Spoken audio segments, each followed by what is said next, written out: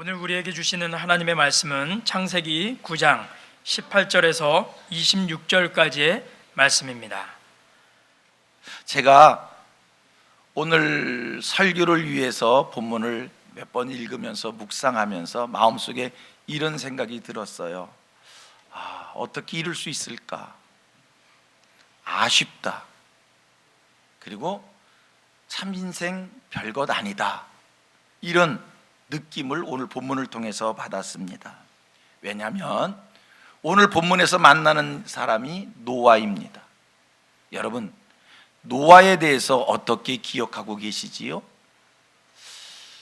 노아는 의인으로, 당대의 완전한 자로, 하나님과 동행하는 자로 우리에게 기억되고 있습니다.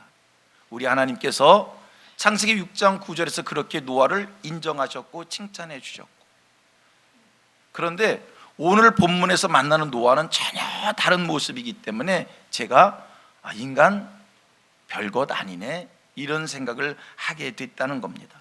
자, 한번 창세기 6장 9절 말씀을 같이 보도록 합니다. 제가 먼저 읽겠습니다. 이것이 노아의 족본이라. 다 같이. 노아는 의인이요 당대의 완전한 자라. 그는 하나님과 동행하였으며. 7장 1절을 가보면 이 말씀보다 한 차원 높게 하나님이 노아를 인정해 주십니다. 뭐라고 얘기하시냐면, 내가 내 앞에서 의로움을 보였다. 이렇게 하나님이 노아를 극찬합니다. 그런데요, 오늘 본문에서 만나는 노아의 모습은 어떤 모습입니까? 포도주를 마시고요, 취한 노아입니다. 여기서 취하다라고 하는 이 말, 원어의 의미로 생각을 하면 술 먹고 잠깐 정신이 왔다 갔다 그 정도가 아니라 완전히 이렇게 표현하는 게 맞을 것 같습니다. 완전히 술독에 빠진 상태, 술에 완전히 취해서 인사불성, 그 상태를 이야기합니다. 성경이 이야기입니다. 노아가 술에 취하여 장막 안에 벌거벗은 채로 누웠다는 거예요. 자기가 벌거벗은 채로 누웠어도 전혀 알지 못하고 그렇게 술 취한 노아입니다. 그 광경을 노아의 아들이 봤습니다. 함이 봤어요. 그리고 노아가 자기 아버지가 술 먹고 취하여 잠들고 있는 그 모습, 그걸 보고 밖에 나와서 형제들에게 이 얘기를 합니다. 아버지가 술 먹고 취했다. 아주 아버지의 수치스러움을 형제들에게 이야기한 거예요. 노아가 술에서 깨어났습니다. 그리고 함이 한 얘기를, 자기 아들 함이 한 일들을 알게 되었어요. 그 다음에 노아가 어떻게 합니까? 그 함을 저주합니다. 함을 저주합니다. 아니, 뭐 그럴 필요까지 있을까? 아니, 자식이 잘못했으면 따끔하게 야단 한번 치고 다음에는 그러지 마, 그렇게 하지 않도록 혼내면 됐지요. 자기의 수치를 드러냈다라고, 아버지의 부끄러운 얘기를 했다고 노아가요, 이 아들을 저주합니다. 그 저주가 보통의 저주가 아닙니다. 본문 24절 25절 말씀 한 번 더 봅니다. 제가 먼저 읽겠습니다.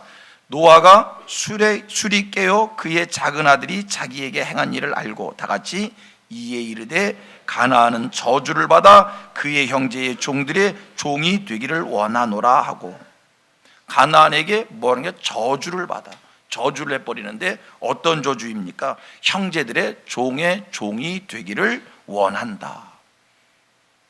여러분, 함의 후손들이 종의 종이 되는 것이 하나님의 섭리 속에 어떤 배경이 있는지 알 수 없지만, 이것은요, 노아가 완전히 감정적 대응을 한 겁니다. 화가 치밀어서 자기 자식을 향하여 저주를 쏟아 부은 겁니다. 너는 형제의 종들의 종이 되기를 원하노라. 아니, 뭐 이렇게까지 저주할 이유가 있어요? 야, 다음에는 막 그러지 마. 아니, 회초리 밑에 때리지. 저주까지 할 이유가 있을까? 생각을 해봅니다. 오늘 인류 역사 속에 함의 후손들이 겪는 고통이 있습니다. 여러분, 함의 후손이라고 하면 성경은 구스, 미스라임, 붓 이렇게 얘기합니다. 오늘의 지명으로 이야기합니다. 구스, 미스라임, 붓이 어디냐라고 얘기하면, 오늘로 얘기하면 에티오피아, 리비아, 이집트입니다. 그리고 생각해 봅니다. 오늘 현재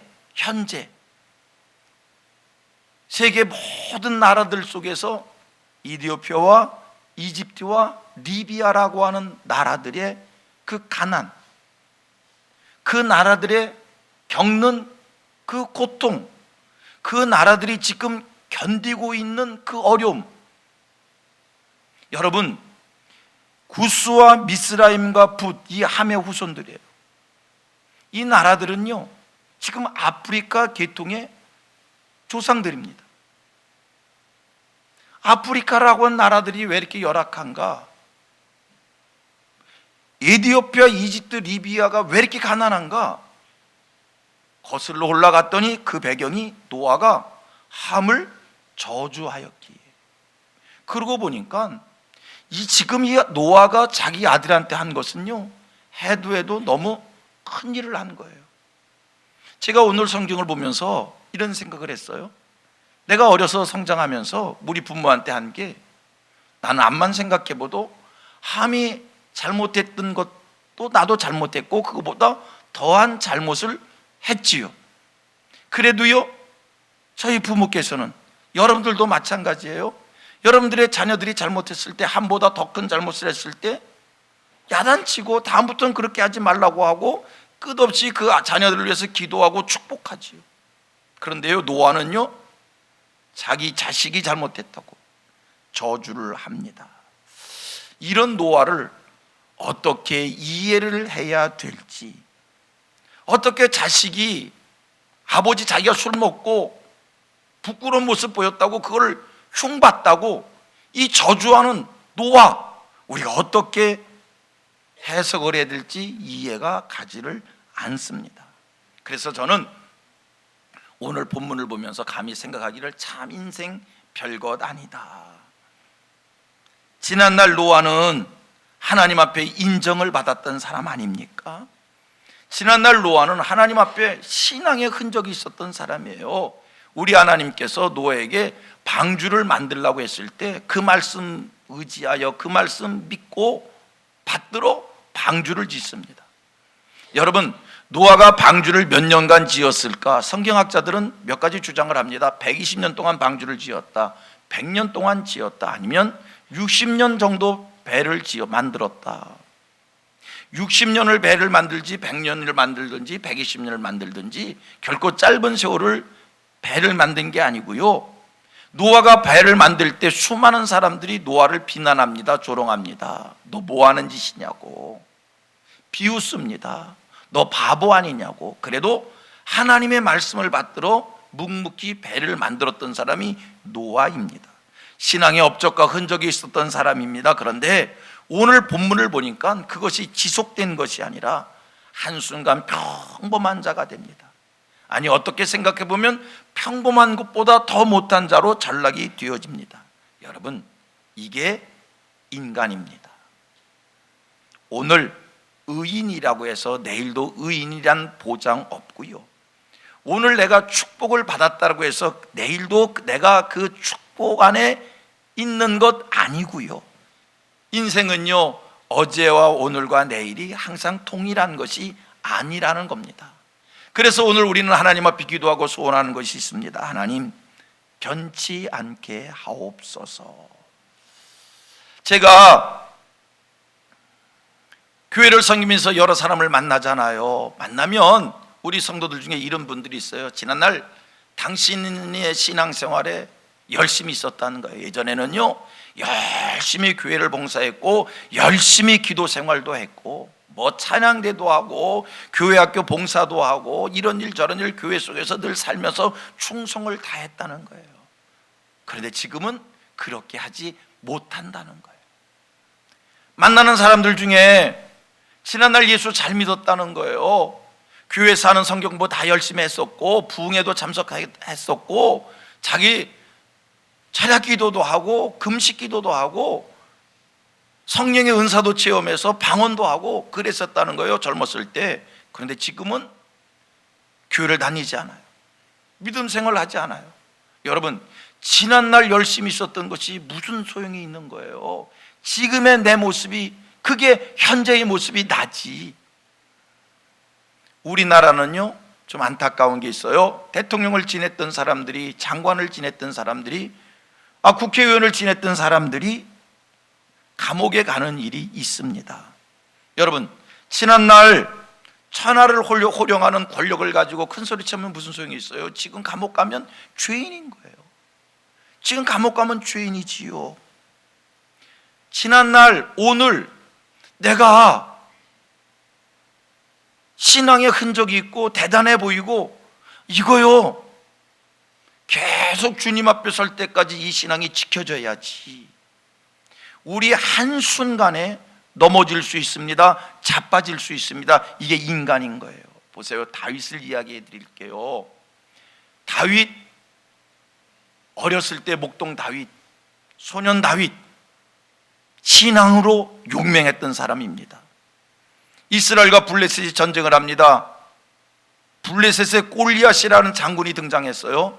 이스라엘 사람들이요, 골리앗의 골자만 들어도요, 싸워볼 생각하지 않고 다 무서워서 두려움에 떨어 도망합니다. 그때 소년 다윗이 뭐라고 외칩니까? 너는 칼과 단창을 의지하지만 나는 만군의 여호와의 이름으로 네 앞에 가노라. 그리고요, 소년 다윗이 골리앗을 무찌릅니다. 용맹한 다윗입니다. 믿음의 다윗입니다. 사울왕이 악신에 눌려서 고통을 받습니다. 그때 사울왕 곁에서 수금을 키면서 악신에 눌려서 고통받는 사울을 편안하게 해준 사람이 다윗입니다.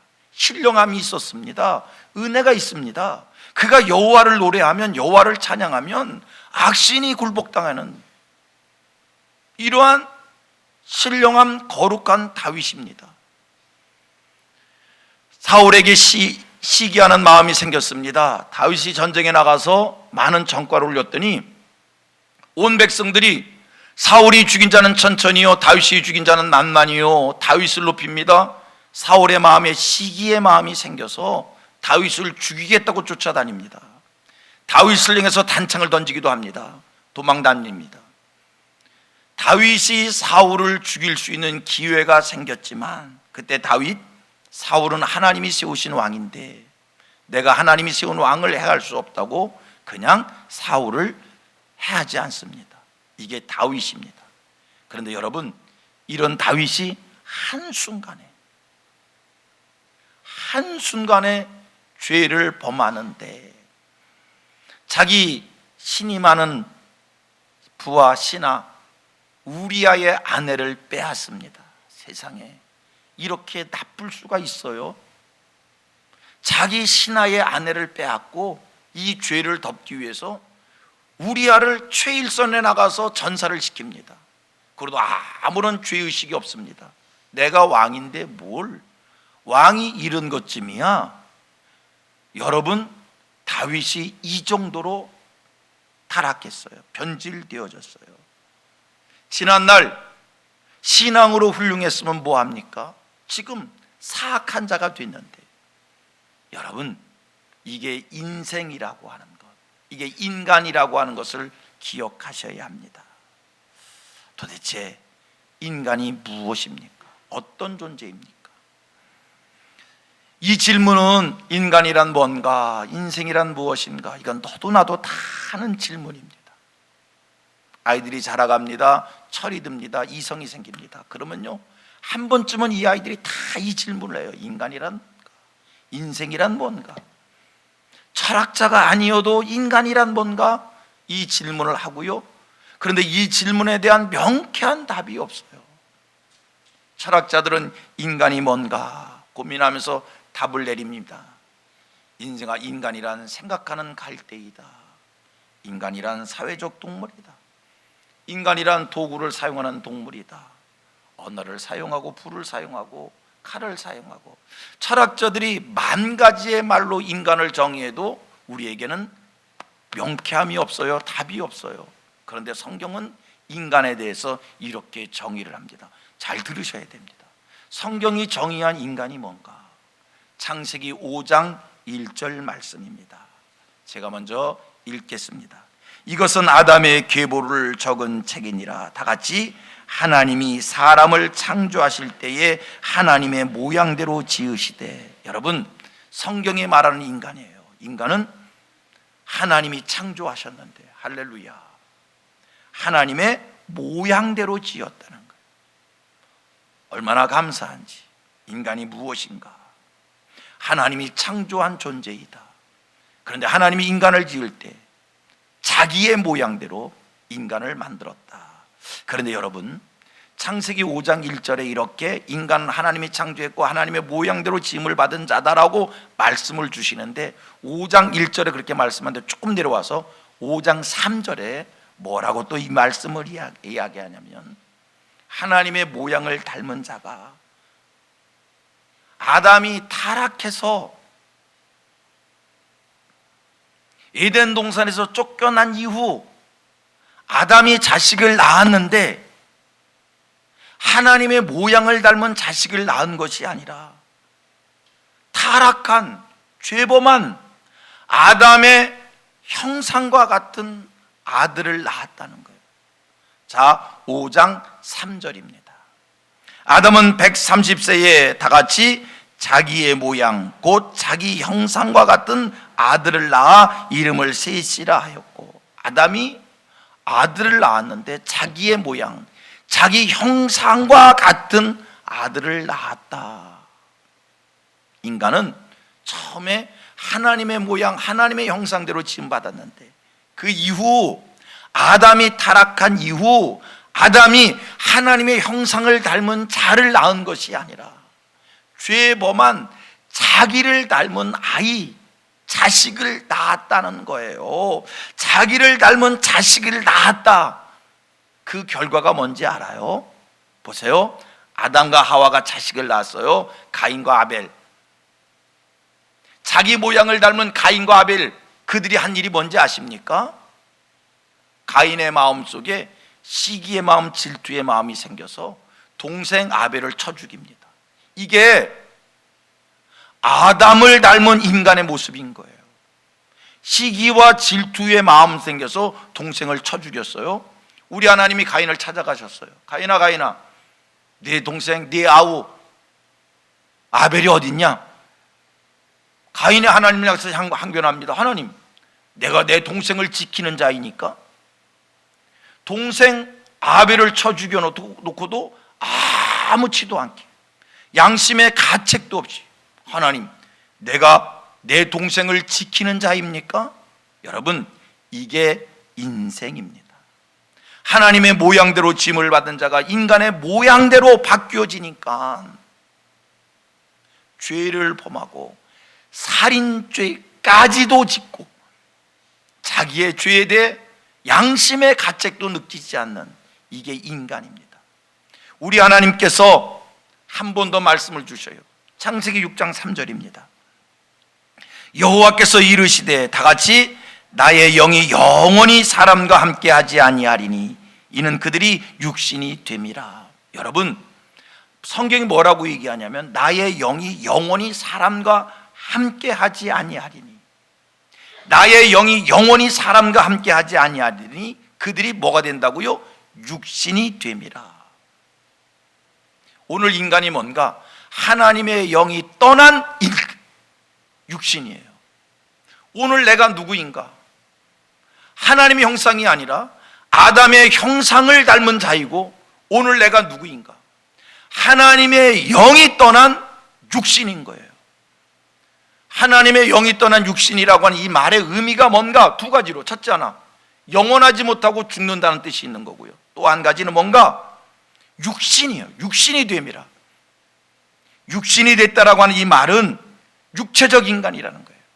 그래서 이 땅에 사는 동안 육신이 즐거운 일에 빠지게 되는 것이고 육체적 쾌락에 빠지는 일들을 일삼는 자가 된 거예요. 하나님의 영이 떠난 육신은 여러분 육신의 쾌락에 매여 살게 되는 거예요. 육신의 즐거운 일에 매여 살게 되는 거예요. 육신의 쾌락에 매여 산다? 육신의 즐거운 일에 매여 산다? 그게 뭐 어때서요? 뭐 어때서냐고요? 여러분, 창세기 5장의 말씀 속에 하나님의 영이 떠난 인간의 모습을 적나라하게 말씀을 주시는데, 창세기 5장은요 아담부터 노아까지 10대의 이야기를 하고 있는 겁니다. 창세기 5장은요 아담부터 노아까지 1100년의 역사를 이야기하고 있는 겁니다.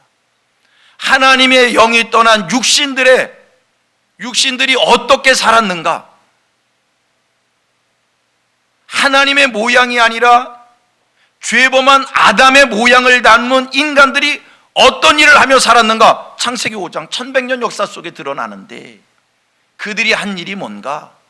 먹고 마시고 시집가고 장가가는 일, 쾌락적인 일을 일삼게 된 거예요.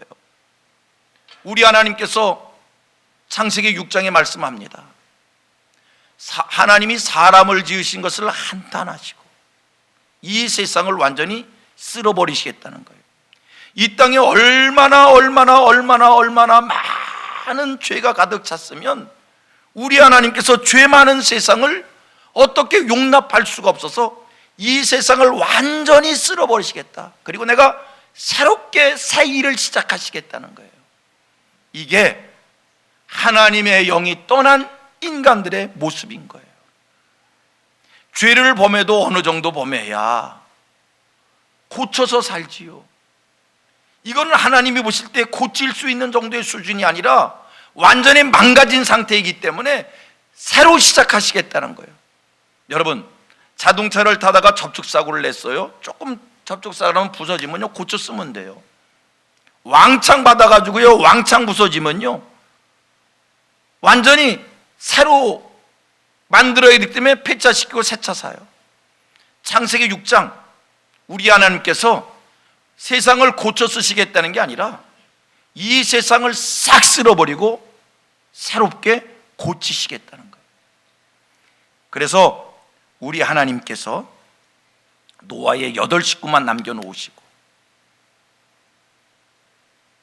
암수 한 쌍씩, 정결한 건 8쌍씩 남겨서 종족을 보존해야 될 테니까 그것만 방주에 들여놓고선 세상을 다 쓸어버리고 완벽하게 쓸어버리시고 새롭게 시작을 합니다.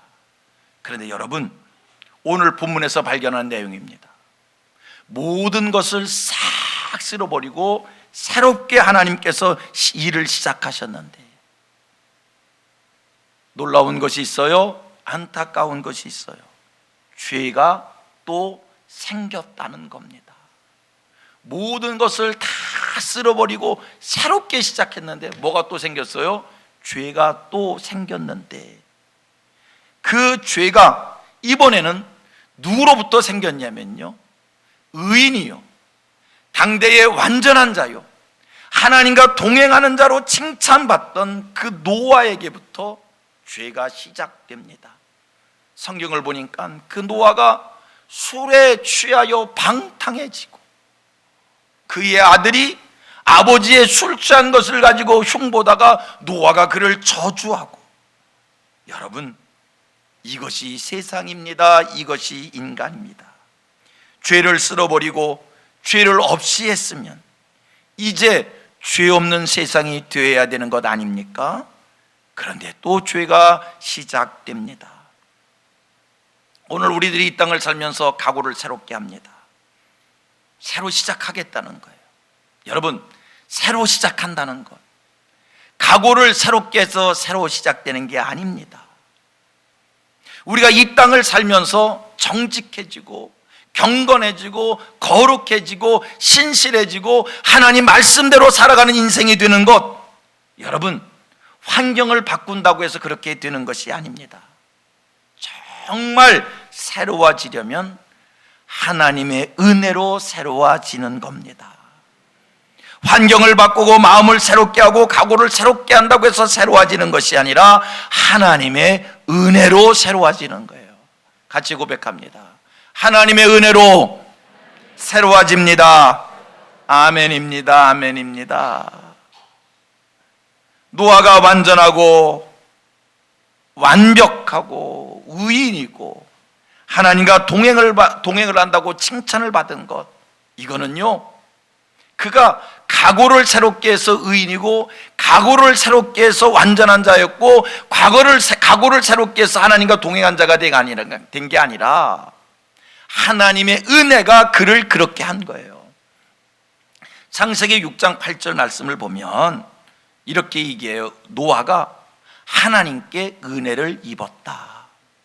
창세기 6장 8절, 노아가 하나님께 은혜를 입음으로 창세기 6장 9절 그가 의인이었고 당대의 완전한 자였고 하나님과 동행하는 자였다는 겁니다. 여러분, 하나님의 영이 떠나서 육신이 된 사람들은요, 돌을 닦는다고 새로워지는 것 아니고요, 결심하고 의지를 새롭게 한다고 새로워지는 것이 아니라 하나님의 은혜로 새로워져요. 난 아멘 할 줄 알았어. 하나님의 은혜로 새로워지는 거예요. 참 이상한 게 있어요. 이해가 안 되는 게 있어요. 산속에서 돌을 닦는 이들이 있습니다. 참 좋은 환경에서 새소리를 들으면서 맑은 물소리를 들으면서 소나무 향을 맡으면서 명상하고 수련하고 심신을 맑히는 사람들이 있습니다. 그들을 보면, 이야, 저런 속에서 살면서 무슨 죄를 짓겠나, 참 좋겠다, 저런 속에서 살면 무슨 죄를 질 게 있겠나, 그런 생각이 들어요. 깊은 산 속에서 맑은 공기 마시고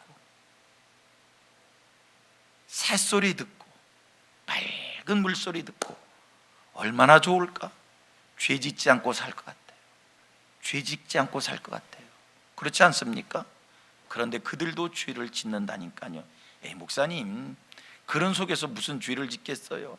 아니요, 그들도 죄를 짓는다니까요. 에이, 목사님, 그런 소리 하지 마세요. 죄 짓는다니까. 어떻게 해요? 산속에서 기어 내려와서 세상에 와서 죄 짓고 다시 올라가, 그리고 다시 도 닦고. 여러분, 하나님의 영을 떠난 인생, 하나님의 말씀으로 채워지지 않으면, 하나님의 영으로 채워지지 않으면, 하나님의 은혜가 아니면 여러분 새로워질 수 없습니다. 하나님이 붙잡아 주시지 않으면 우리는 세속적인 자가 될 수밖에 없습니다. 그러므로 성민의 모든 성도님들, 하나님의 은혜를 힘입는 자 되기를 축복합니다. 오늘 하나님의 영으로 채움받고 하나님의 말씀으로 채움받으셔서 우리가 사는 세상 눈으로 보는 게 다 죄요, 귀로 듣는 게 다 죄요. 저는요, 요즘 애들을 보면 너무 겁나. 이런 세상 속에서 얘들이 어떻게 될까? 부모님들이 모르고 있지요. 우리 아이들이 얼마나 죄에 노출돼서 사는데, 이렇게 유혹이 많은 세상 속에서 이 애들이 어떻게 죄를 안 짓고 살 수 있을까? 우리는 이 아이들을 결혼시켜 보내기 전까지는 이 아이들을 지키고 보존해야 될 책임이 있잖아요. 이 애들을 어떻게 이 죄 많은 세상 속에서 보호할 수 있을까? 여러분, 그거는요, 하나님의 은혜야. 하나님의 은혜를 덧입으면 죄 속에서 살아도 의로운 자로 될 수 있고 완전한 자가 될 수 있고 하나님과 동행하는 자가 될 줄로 믿습니다. 노아 보세요. 노아가 하나님의 은혜를 입었을 때, 노아 그 시대는요, 온 천지가 다 죄였잖아요. 우리 하나님께서 오죽했으면 세상을 새로 시작하겠다는 거야. 모든 것 다 쓸어버리고 새로 시작하겠다고 마음먹을 정도로 죄가 많았잖아요. 그런데요, 그런 속에서 노아가 하나님의 은혜를 힘입으니까 의인으로 살잖아요. 완전한 자라잖아요. 하나님과 동행하잖아요. 성도님들, 여러분들의 아내가, 여러분들의 남편이, 여러분들의 자녀가 세상 환경 탓하지 말고 주변의 여건을 얘기하지 말고 의인이기를 원합니다. 완전한 자가 되기를 원합니다. 하나님과 동행하는 자가 되기를 원합니다. 그러므로 사랑하는 성도님들, 하나님의 말씀으로 심령을 채우시고요, 하나님의 영으로 심령을 채우시고요, 하나님의 은혜를 힘입는 자들 되시기를 축복합니다. 금년 안에 저는 목회의 두 가지를 집중합니다. 첫째 하나 말씀입니다. 두 번째 하나 기도입니다. 지난 주간에 불기둥 기도회를 시작했습니다. 이번 주 또 불기둥 기도회 할 겁니다. 두 주간 제가 열심히 불기둥 기도회 인도해드리고 계속 불기둥 기도회는 이어져 갈 겁니다. 기도하시면서 하나님의 영으로 체험받으시고요, 우리 교회 말씀 읽기를 독려합니다. 여러분 매일 성경 꼭 읽으십시오. 말씀 묵상하십시오. 매일 성경 못 읽으시면요, 성민교회 홈페이지 들어오셔서 유튜브 가셔서 새벽 예배, 새벽 설교 꼭 들으셔요.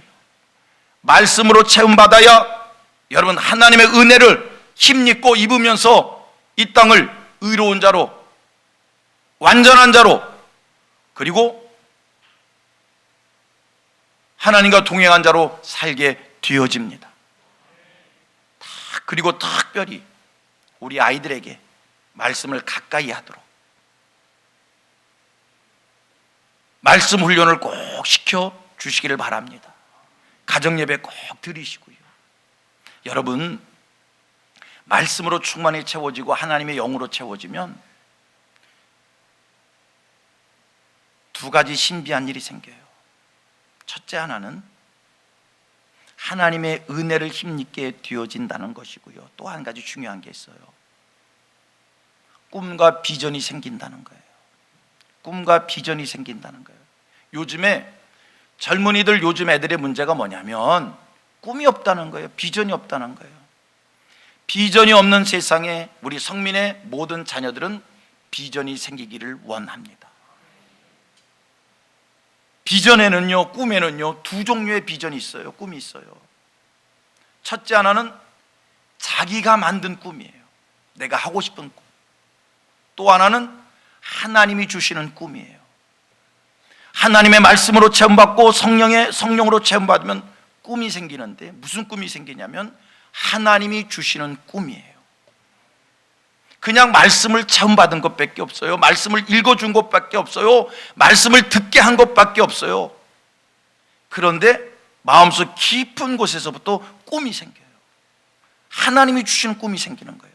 여러분, 하나님이 주시는 꿈이 생기면 그 꿈을 하나님이 이루어 주셔요. 또 한 가지, 하나님이 주신 꿈은 사람이 생각한 꿈보다 훨씬 큰 꿈이라는 것을 기억하시길 바랍니다. 하나님께서 요셉에게 꿈을 주셨어요.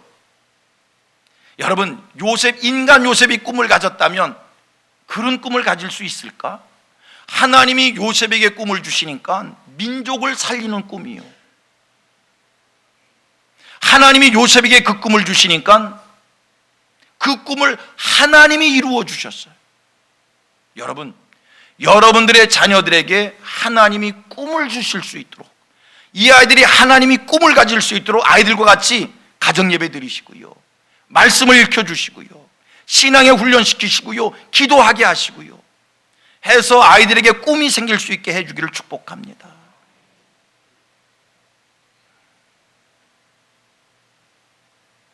말씀을 정리합니다. 우리가 사는 세상 만만치 않은 세상입니다. 죄에 노출되어져 있는 세상입니다. 이런 세상 속에서 성민의 모든 권속들이 의인으로 살기를 원합니다. 완전한 자로 살기를 원합니다. 하나님과 동행하며 살기를 원합니다. 인생 별 수 없어요. 내 의지와 내 노력과 내 결심으로는요 세상 못 이겨요. 세상 죄와 타협해요. 넘어져요. 자빠져요. 세속적인 인물 되어져요. 어둠의 세상 살면서 어둠으로 살게 되는 거예요. 그런데 하나님의 은혜를 힘입으면 어둠의 세상에서 빛이 돼요. 세상을 밝힐 수 있습니다. 말씀으로 충만한 한 해가 되기를 주님의 이름으로 축원합니다. 또 한 가지, 말씀으로 충만해지셔서 하나님 주시는 꿈과 비전이 우리 아이들에게 생겨질 수 있도록, 우리 아이들에게 하나님 주신 꿈과 비전이 생길 수 있도록, 이 종에게 하나님이 꿈을 주셔서 목사가 됐어요. 하나님이 나를 목사 되게 해주신 거예요. 여러분, 인간이 꿈을 꾸면요 그냥 목사가 되는 거지. 그러나 하나님이 주신 꿈을 갖게 되면요 목사가 되는 게 아니라 세계를 복음화하는 그런 꿈이 생기는 거예요. 그런 큰 원대한 꿈이 생길 수 있도록 말씀으로 우리 신앙을 잘 양육할 수 있는 성민의 온 권속들 되기를 주님의 이름으로 축복합니다.